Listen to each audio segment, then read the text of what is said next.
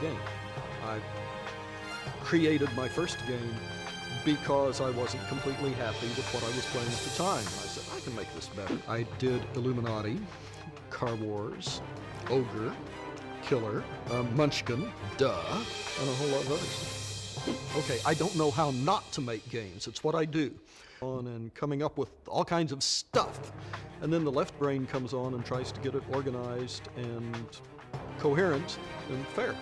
Well, the Munchkin characters, all of the cards are really little individual pieces of characters that you put together. You don't have an individual specific character when you start. You're a human with no distinguishing characteristics of any kind. As the game goes on, you pick up races like elf and classes like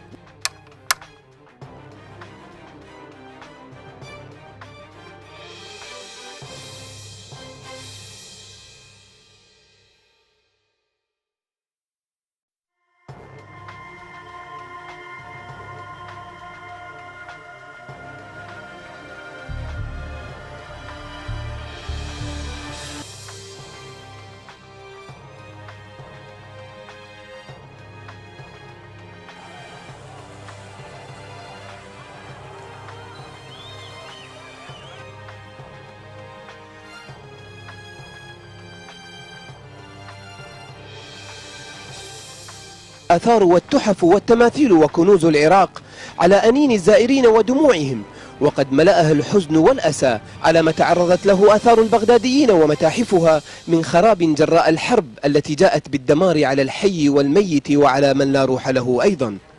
ممتلكات البلد حرامات من 7000 سنة من الحضارة، هذا شعبنا ليش يسوي؟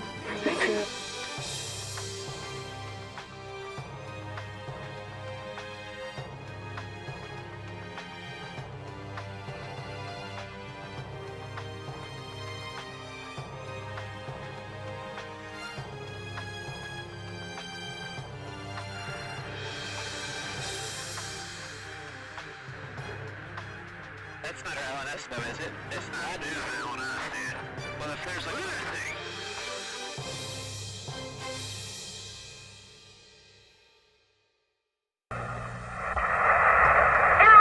Tony, this is so great you can't believe it. I believe it, Charlie. It's raining, Johnny. Look at it.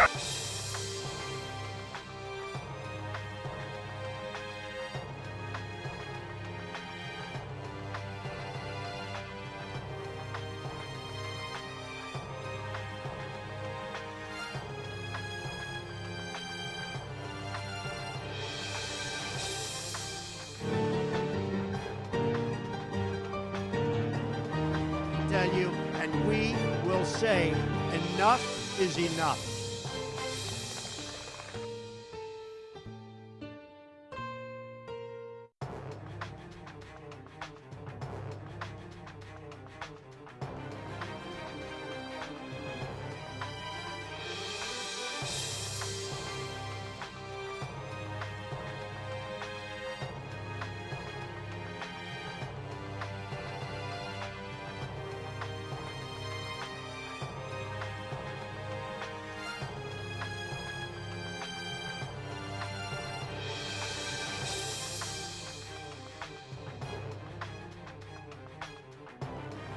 أقرب إلى الانتقام.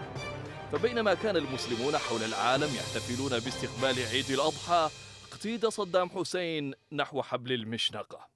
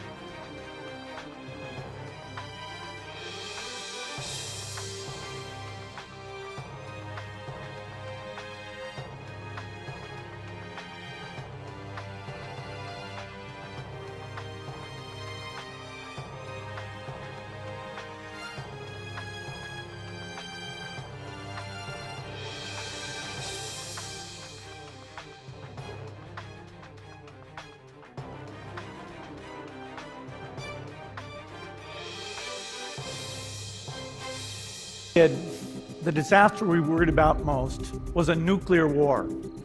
Today, the greatest risk of global catastrophe doesn't look like this.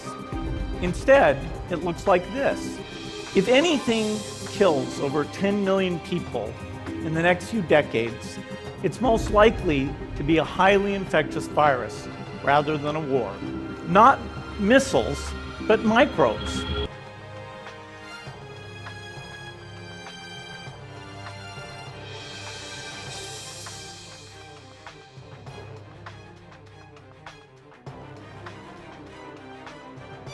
In 2010, the deep state had the Rockefeller Foundation script a plan to introduce martial law and a permanent method for total control of the citizenry.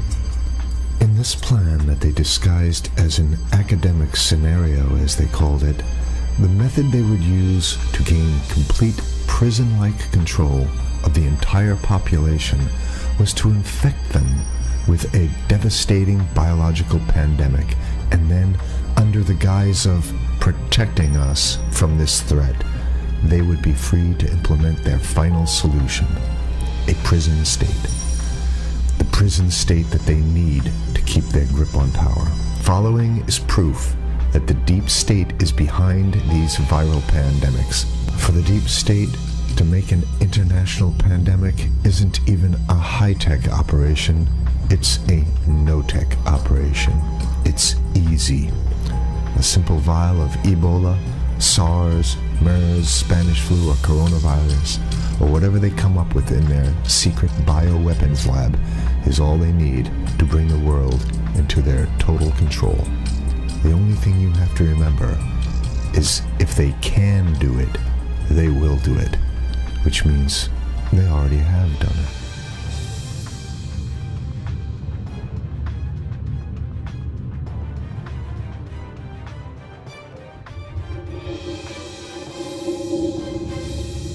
And they want you at home in your house in front of the TV, then they got you. Because once you watch the TV, they own your soul. Even locally. Wait a second, we're on television. I mean, flex their authority. You know, now there's some good stuff. Listen to this. And even supermarkets, they want body checks at supermarkets. Okay, so basically, what they're saying is they're building a system where every move you make, you got to go through them. You can't get food. Well, how about if you go to the farmer's market? Right. Here's the good stuff now. I mean, it just keeps getting better.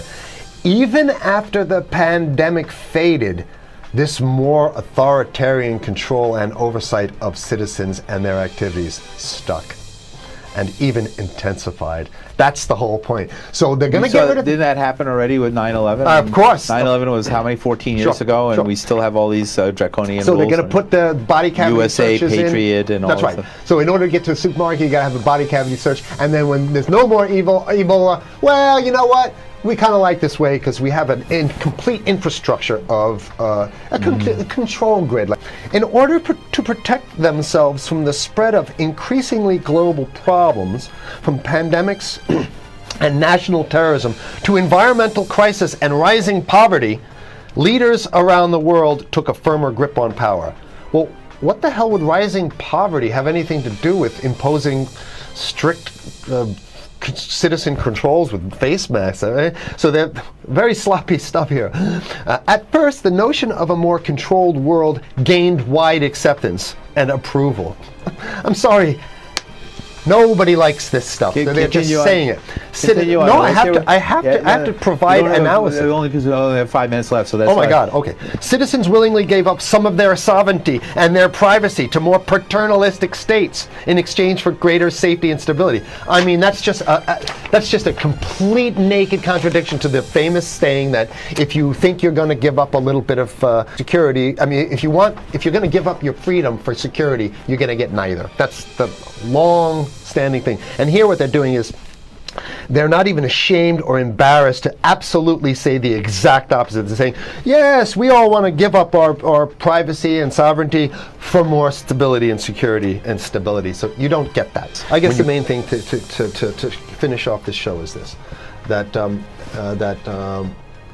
they want to get more control, more and it's going to be curfews and quarantines. So what I'm saying is that unless the American people start to get some new way to revolt, a new way to organize, new way to protest, unless we can break through the apathy, because that's what we have here, then it's going to be a slave state here. The ruling class doesn't seem to have too much resistance. They're getting everything on their Christmas shopping list, and they've been wanting quarantines and curfews for a long time. Now they got it.